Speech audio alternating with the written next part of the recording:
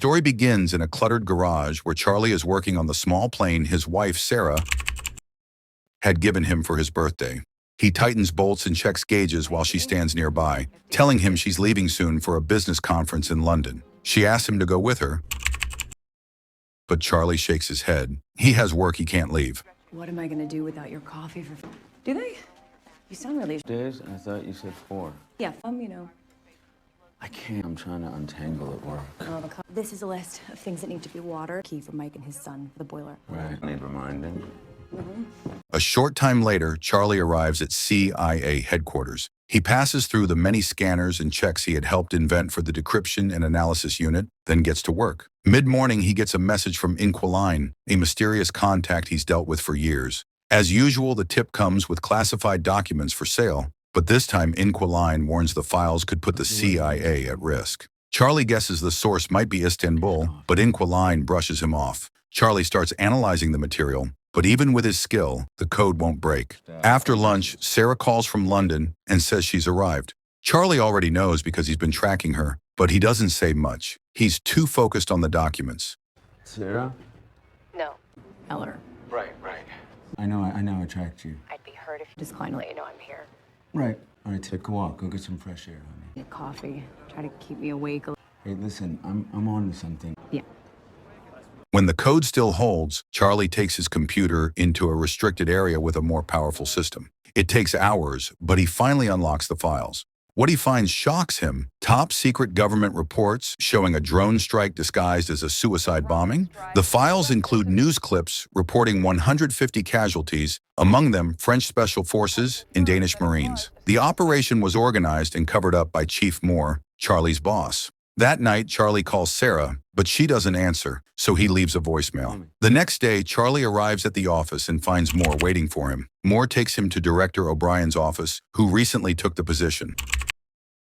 O'Brien explains that there's been a terrorist attack at a hotel in London, and Sarah was one of the victims. Charlie refuses to believe it and wants to call her, so Moore turns on the TV. A reporter describes how 4 terrorists burst into the hotel, took 4 hostages, and killed 2 of them. Then Moore plays the hotel's security footage, which shows the chaos during the attack and confirms Sarah was among the victims. When Charlie goes home, reporters crowd the street while police try to keep them back. A friend helps him get inside without being bothered. The next day, Charlie confronts Moore and his supervisor, Caleb, because he's suspicious about what happened.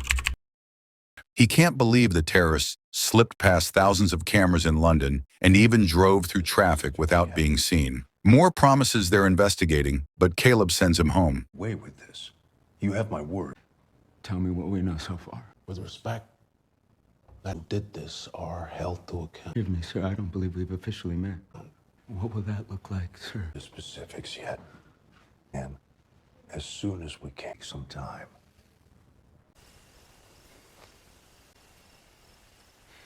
The following day, Charlie goes to the airport to collect Sarah's body and her belongings. At home, he opens her suitcase and finds a gift she had bought for him. The sight breaks him down. Unable to stay at home, Charlie returns to work and uses the restricted system to hack into the hotel's security feeds and nearby street cameras. He pieces together a timeline and shows it to his superiors. The footage shows the 4 attackers stole a vehicle in the East End, then entered the hotel through a service entrance, wiping away prints and DNA as they went. They had a meeting with Impact Investments from Indonesia, but something went wrong and an argument broke out. One of the firm's security guards got angry, and a terrorist opened fire, killing 1 guard and leaving another critically wounded. Hotel security called the police.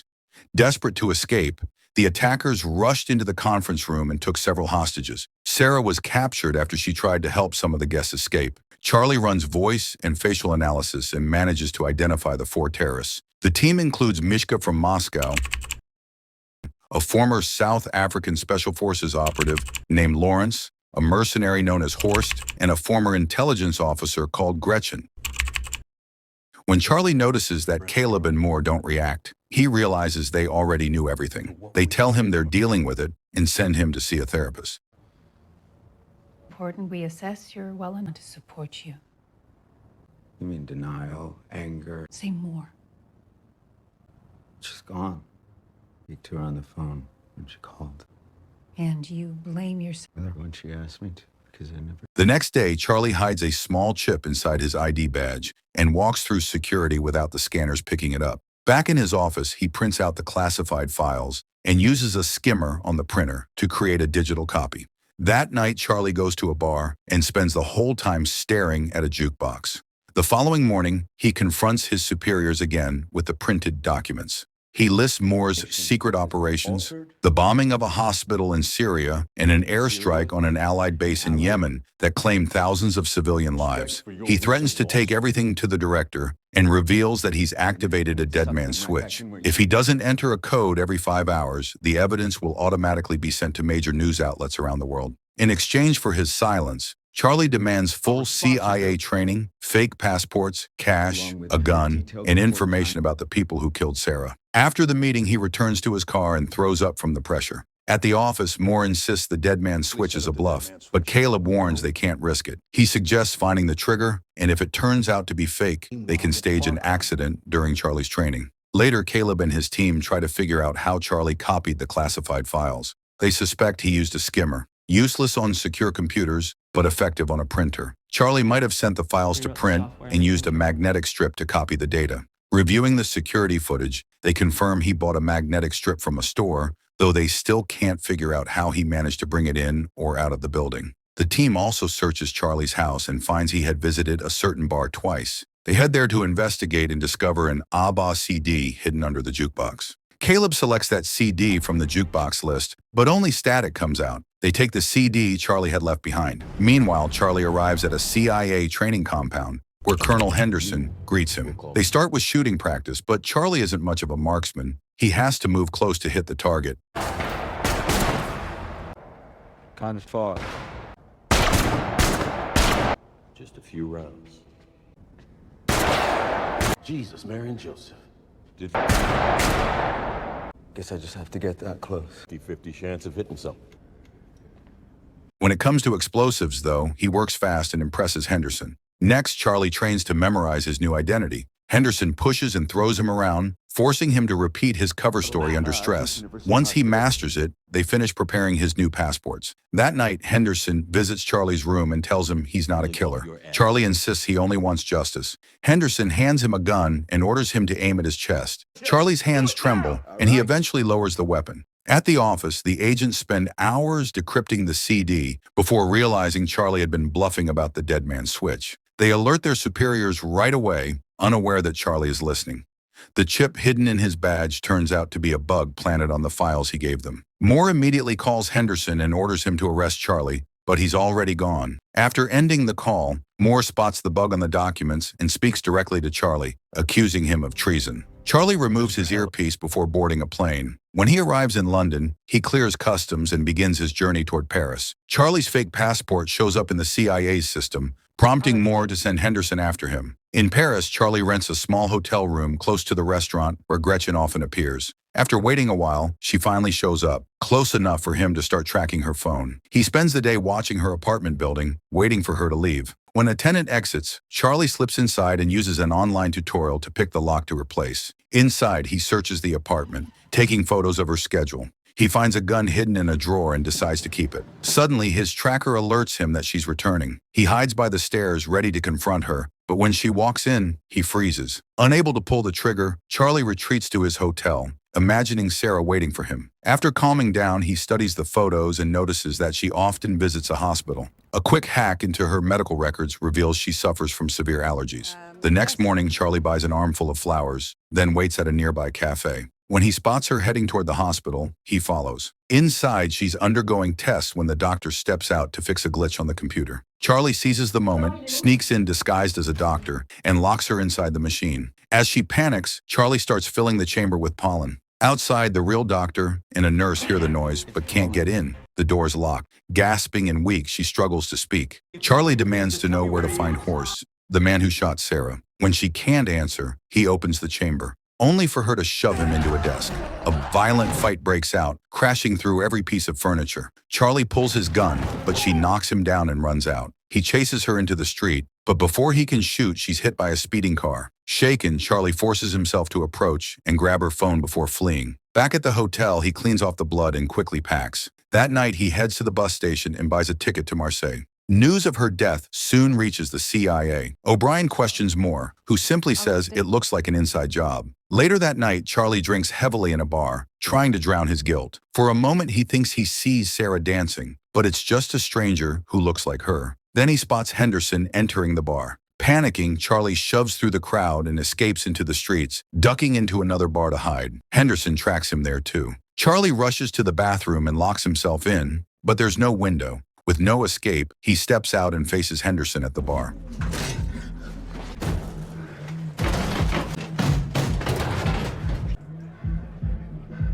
Henderson explains he found him through her phone. Charlie quietly shows a timer on his own phone, then bolts out the door. Moments later, an explosion rips through the bathroom. Chaos erupts, and Henderson loses him in the panic. The tracker's signal goes dead. By morning, Charlie reaches out to Equalizer for help and boards a cargo plane to Turkey. Once in Istanbul, he visits a restaurant and sends her a message. When a man's phone rings, Charlie approaches, but a woman blocks him, telling him to check his own phone. That's what you're looking for. Your phone.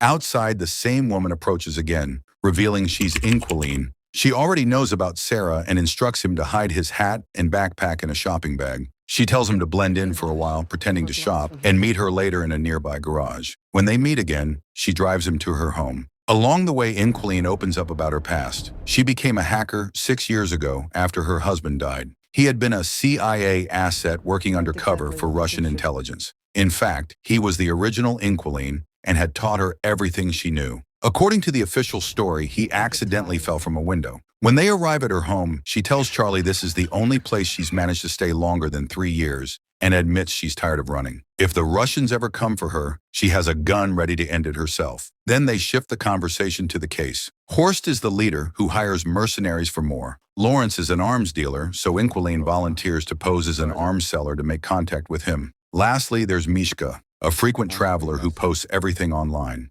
They study his photos carefully and notice a woman with him. Facial recognition leads them to her Instagram profile, confirming she's in Spain. The next day, Caleb instructs his team to keep surveillance on the terrorists to locate Charlie. Meanwhile, O'Brien meets with Moore and warns him to stop running Black Ops operations without her authorization. Moore replies that her predecessor gave him the same warning, and that he told him the same thing he's telling her now. She has his full support. After the meeting, O'Brien gets into her car. Her assistant shows her a picture of Henderson in Spain, confirming that Moore sent him there. O'Brien then dispatches one of her own agents to follow him.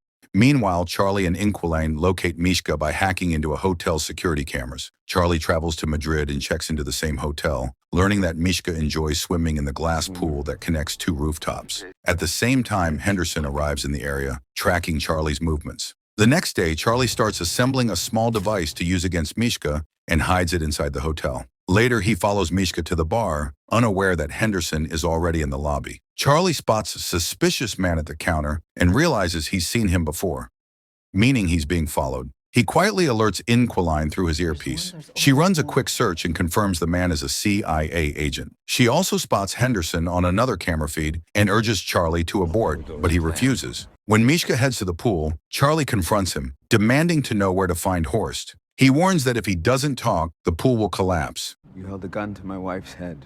Who are you? Where to find Horst Schiller? Don't get it. It's not a joke. I know. You didn't pull the trigger. This is a remote that controls... If I trigger it, the glass will... The device that's been decompressing the air between... This is a joke. I don't... So, tell me where to find... You have the wrong person. I have exactly the right person. Mishka doesn't believe him and swims away, until Charlie presses a button. Cracks start forming in the glass. Terrified, Mishka tries to escape, but the glass shatters, sending him plummeting to his death as the water floods the street below. Immediately, Equalizer warns that Henderson and the other agent are closing in. She gives Charlie directions to escape. A chase erupts through the hotel corridors, and Henderson nearly catches him. But then the other agent attacks. The 2 men crash into the laundry room, throwing punches and slamming each other into the machines. Henderson gains the upper hand, forcing the man's head into a running washing machine as Charlie watches from a distance. The agent pulls out a gun and shoots Henderson, but Henderson quickly grabs the weapon and fires back, killing him. Charlie steps into the room and hesitates, unsure if he should help. Equalizer's voice in his earpiece urges him to run, so he bolts. The next day, O'Brien calls Moore to her office to ask about Charlie. Moore says he's on bereavement leave and she lets him go, but then reveals she has obtained security footage from the hotel. Meanwhile, Caleb and his team review the same footage and realize Charlie had help. They dig into his encrypted messages and finally uncover his exchanges with Inquilene. After searching deeper, they find the old file of the original Inquilene, a deceased agent, and conclude that his wife must have taken over his identity. That night, Charlie and Inquilene decide to sleep beside each other for comfort. They're suddenly awakened by the loud screeching of Inquilene's birds. Checking the security cameras, they see agents surrounding the house. The two escape through a hidden tunnel in the wall. As they make their way out, Charlie spots a drone circling above. Moving carefully through nearby buildings, they manage to slip out of the neighborhood just before the agents storm inside. By the time the agents reach the house, all the data on Inquilene's computer is already wiped. Running across the beach, the pair reach Inquilene's car, but the drone spots them and soon gunfire erupts. Agents chase them by land and by boat. After a long, intense pursuit, their car is hit and forced to stop. Inquilene is badly wounded. Charlie moves her body to the passenger seat and keeps driving, determined to escape. He finally loses the pursuers, then pulls into a garage, says a quiet goodbye to Inquiline, and kisses her before leaving. The next day, Charlie contacts Lawrence, pretending to be an arms dealer, and arranges a meeting. He buys new electronics and travels to Romania. In an abandoned building, he records his face and hacks a security feed in Berlin, tricking the CIA into thinking he's there. When Lawrence arrives, he finds a ringing phone placed on a chair. Charlie's voice tells him to open a box nearby. Inside are several bombs. If he moves, they'll detonate.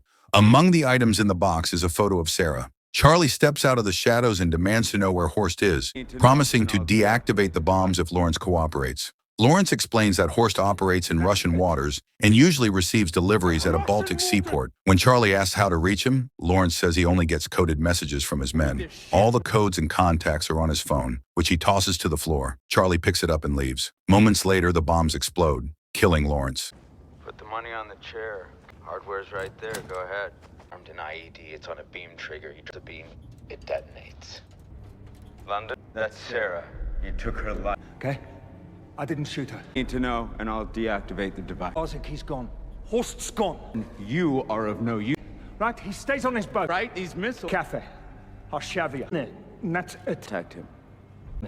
If they get the right codes, they know it's... Simon and Christoph. Hey, where you going? Jump really fast. You might survive the... Soon, the CIA learns about Lawrence's death in Romania and realizes the Berlin footage they were tracking was fake. Later, in a Russian hotel, Charlie imagines Sarah sitting beside him. He opens the gift she once gave him, a puzzle. After solving it, he finds a heartfelt message from her inside. In the morning, he heads to the port and notices a suspicious vehicle. He sends a coded message to Horst and spots a man by the car checking his phone. Charlie follows him, takes pictures of his boat, and leaves. Back at the hotel, he buys some tools and traces the yacht connected to the boat by its registration number. He studies Horst's possible sea routes. The next morning, Charlie approaches the boat, but someone knocks him out from behind, making him drop Sarah's puzzle. He wakes up aboard a yacht, face to face with Horst, who has found the bomb Charlie planted earlier. Horst mocks him, saying he only kills indirectly and doesn't have the courage to do it in person. He hands Charlie a gun and dares him to shoot. Charlie can't bring himself to do it and lowers the weapon. Then you can tell yourself, doesn't mean you're weak, truly a killer. Don't believe me? Go ahead, get to your seat. Suddenly, the yacht changes direction and chaos breaks out among the crew. Charlie reveals he's taken full control of the yacht, which is CIA operated. Since he helped design the very protocols that protect it, hacking into the system was easy. He redirects the yacht toward Finland. Before long, the Finnish Navy and Interpol surround the vessel, moving in quickly to arrest Horst and his men. Sometime later, O'Brien holds a press conference announcing that all the corrupt agents who misused CIA resources have been captured. Charlie is later approached by Henderson, who tells him he's proud of what he's accomplished. Afterward, Charlie visits Sarah's grave, standing in silence for a moment before heading home. He finally takes his plane out for a flight, at last finding peace in the sky. And this is where the movie ends. Let us know in the comments how you liked the explanation. Don't forget to like the video and subscribe to the channel.